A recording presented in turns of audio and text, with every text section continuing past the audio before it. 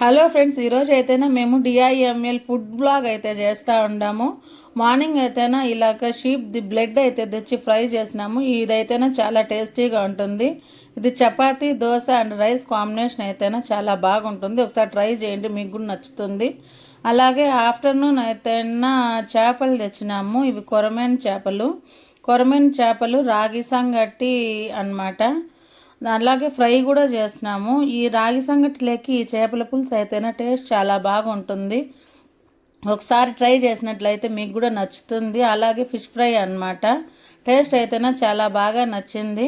అలాగే సాయంత్రము దిల్పసంద్ అయితే తీసుకున్నాము. దిల్పసంద్ అయితేనే దాంట్లో గ్రీన్ చెర్రీస్ అయితే వేసినారు. చాలా బాగుంది టేస్ట్ కూడా. ఈ దిల్పసంద్ అయితేనే మేము బయట నుండి తెచ్చుకున్నాము. అలాగే నైట్ అయితేనా కుష్కా పెరుగు పచ్చడితో అయితేనా ముగించినాము. అలాగే మీ ఇంట్లో ఫుడ్ ఏమో కామెంట్ చేయండి. మీరు సండే రోజు స్పెషల్ ఏం తిన్నారో చెప్పండి. అలాగే మీకు ఇది నచ్చిందని అనుకుంటున్నాను. నచ్చినట్లయితే like, share, subscribe our channel. Okay, bye.